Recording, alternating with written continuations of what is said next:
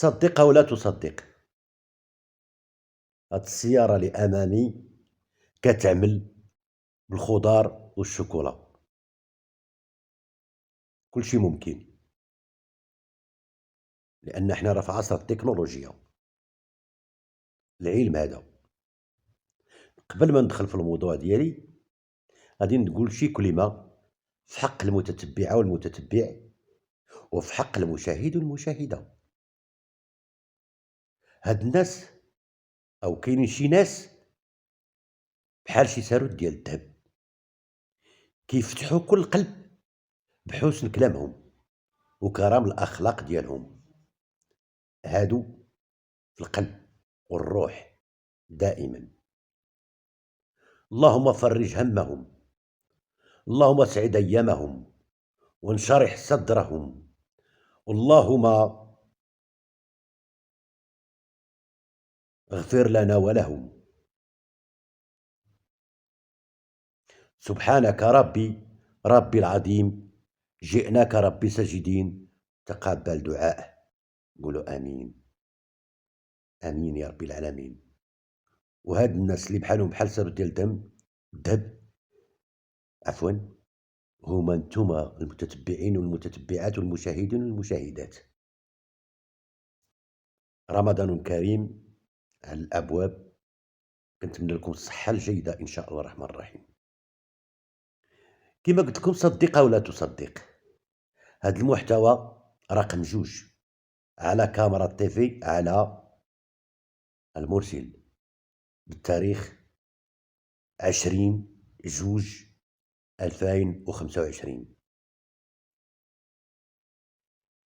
هاد السيارة هادي ابتكروا باحثون بريطانيون أن هاد السيارة مصنوعة من مواد أُعيد التطوير ديالها وكتعمل بالخضار والكاكاو،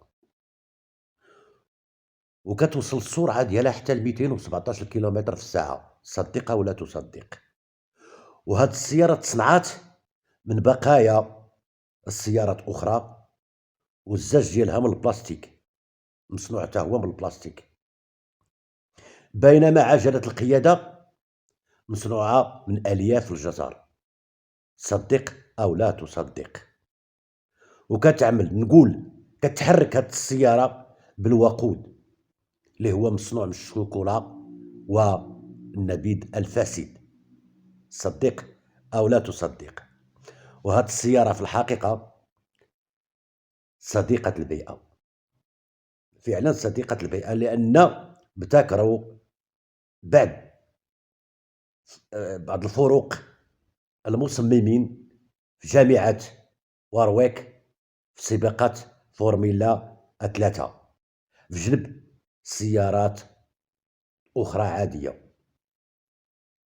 وكما أعلنت الصحف البريطانية أن هاد السيارة غادي تنطلق في واحد التجربة للمرة الأولى، غادي تنطلق في واحد التجربة للمرة الأولى في حلبة السباقات برانتس هاتش إلا كان صحت التعبير. من المتوقع كما قلت لكم توصل السرعة ديالها حتى ل217 كيلومتر في الساعة. وكما نقلت لنا بعض الصحف البريطانية أن الشوكولا غنية بالدهون، ويمكن باش تشغل المحرك ديالها والمحرك ديال هاد السيارة اللي قدامنا تشغل المحرك ديال هاد السيارة اللي كيبلغ القوة ديالها 230 حصان، صدق أو لا تصدق.